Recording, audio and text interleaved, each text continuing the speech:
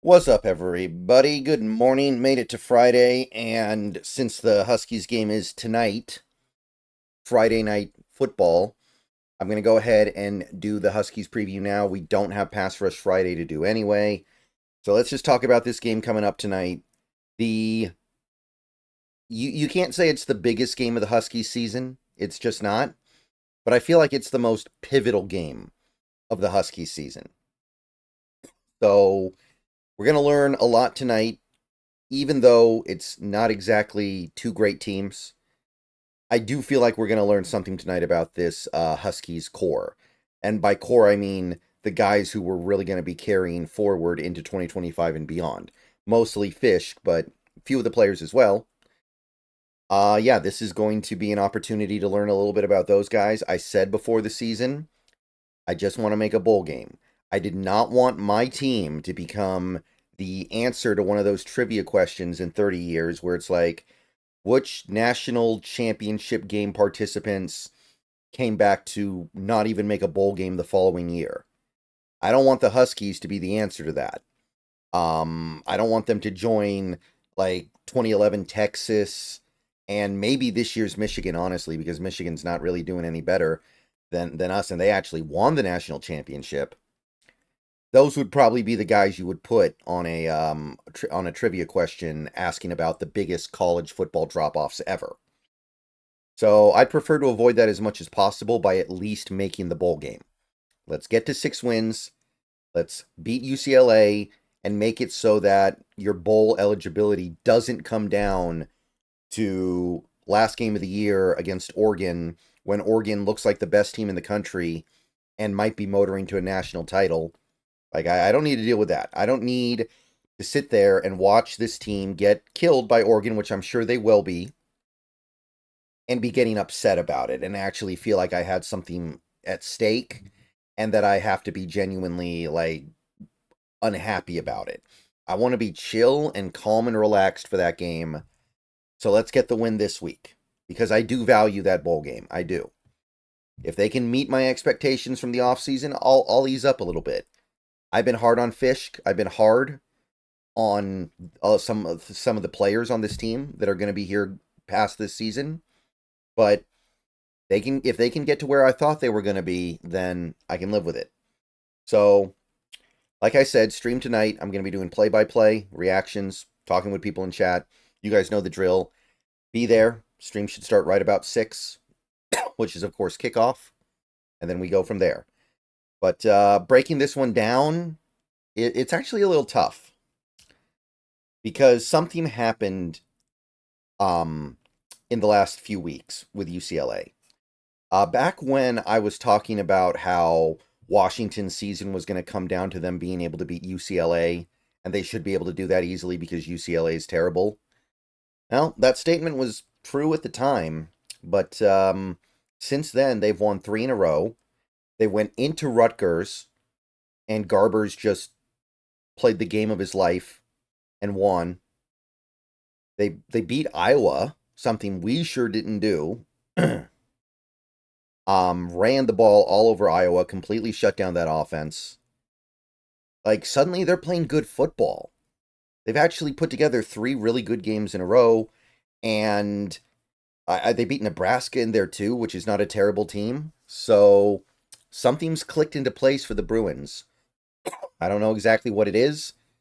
It seems to me that Garbers was playing really poorly to start the season, and now something's just kind of clicked into place with him. Um, I don't know how real it is, but it's 3 games, so we got to take this seriously. Wasn't that long ago UCLA looked like they were headed to a 2-win season. Now they're actually thinking about bowl eligibility at this point. They win 2 more, they're there. So can't take them lightly. They've like I said, Garbers has really led the way, playing much better football over the last 3 games than he did previously. Ever since that Rutgers game, he's turned a corner, been very clean. You contrast his early season numbers to the last 3 games, it's pretty comical. But it's an offense that is really devoid of any one obvious superstar. They spread the ball around a lot. They don't have one super dominant running back. They don't have one super dominant receiver. But over the last few games, it's come together in a way that you wouldn't necessarily have expected for them to be able to find a way to get it done without having that elite talent at those spots.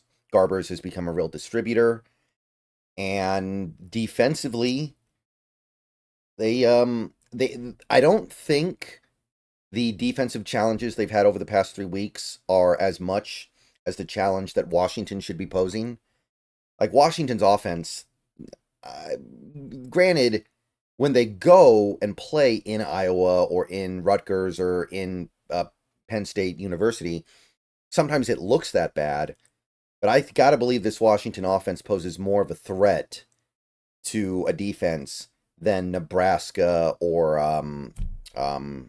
shoot or Iowa. So I will say we should be able to push that a little bit more. That defense is playing good recently. So now I don't know what I'm getting into. I'm going to say that we win. I'm going to say that we win. I'm going to go out on my sword if I do need to go out. Just because I do think that this Washington team plays much better at home. Being at home is a big deal for this game. And I would be amiss to not value that.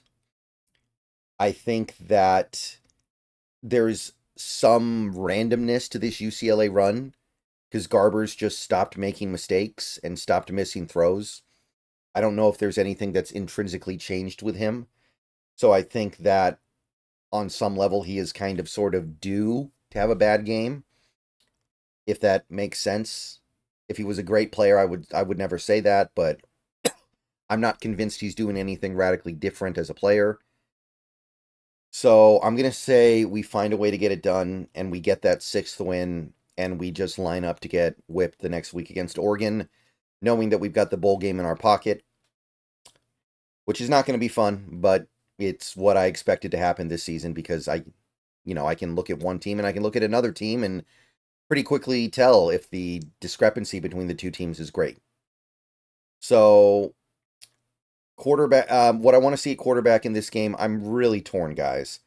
A lot of people are saying let's just see Devin Williams the rest of the season.